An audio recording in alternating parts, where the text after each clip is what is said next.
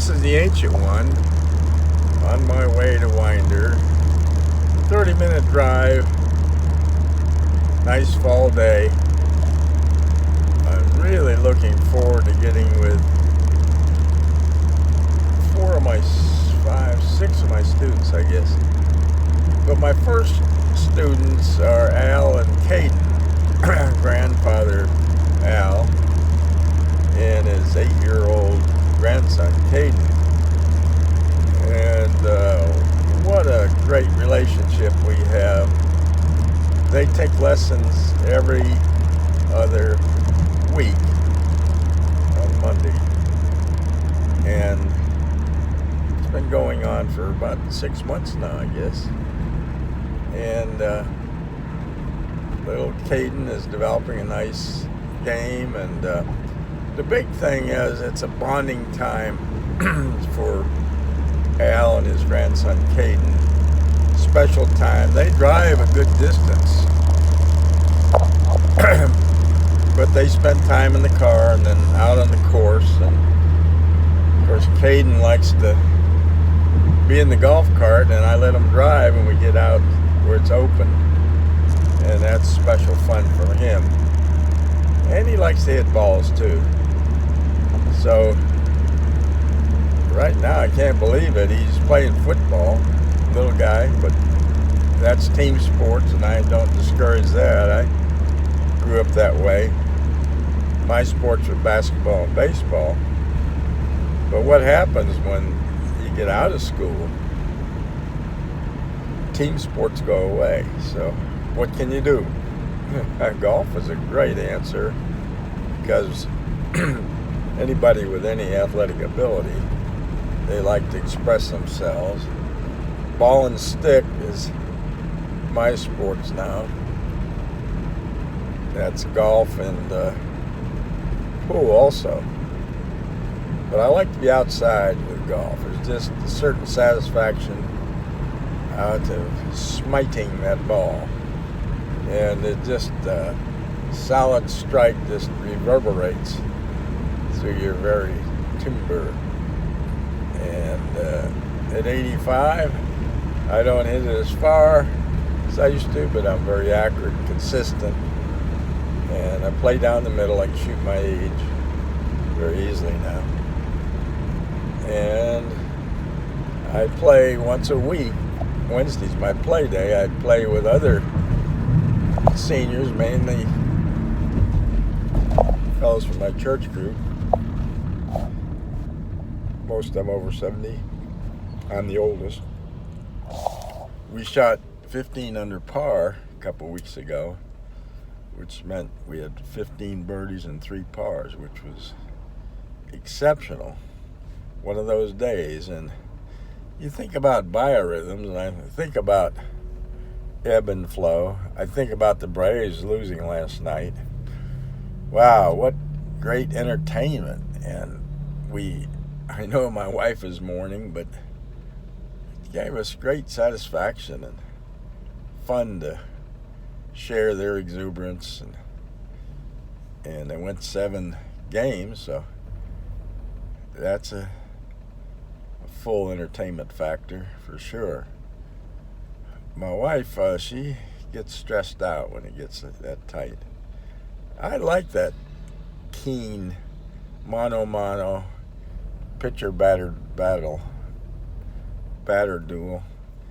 And I like the duel that golf gives you. Not so much the fellas you're playing with. Of course, best ball, we're all cheering for each other. But the course is our competition. So course management. And that's a large part of life. I'm driving a car. I've been driving for 69 years.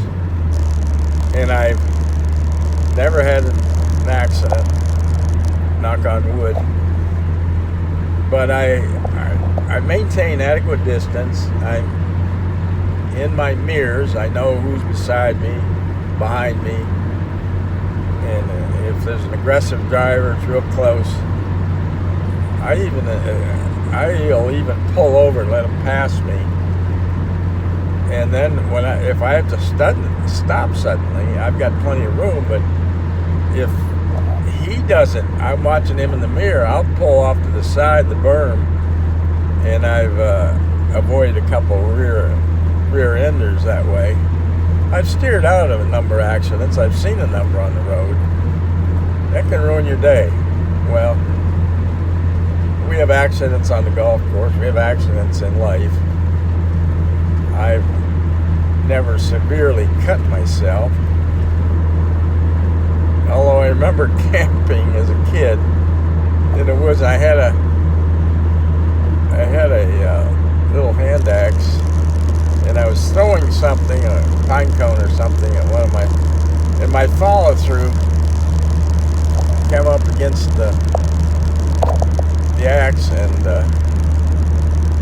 almost severed a tendon in my elbow. I had to go to the hospital, get sewed up, blood everywhere. So I attribute that to youth and exuberance. So I still have exuberance. Youth has kind of flown the coop. But I'm young at heart, and life is all about attitude. And of course, my students keep me young. Golf keeps me young. And I love the challenge. And talking about challenge, we have to challenge our mind and our body too. Exercise, well, if you don't use it, you lose it. So that's true of the brain too. So I like to do crossword puzzles, but I like to research. YouTube, video, Googling. I'm on that every day. I don't understand a word, or I love to find out. I love documentary channels that go back in history, religion, architectural or archaeological. Just learning. Learning is so enlightening. No, there's a word.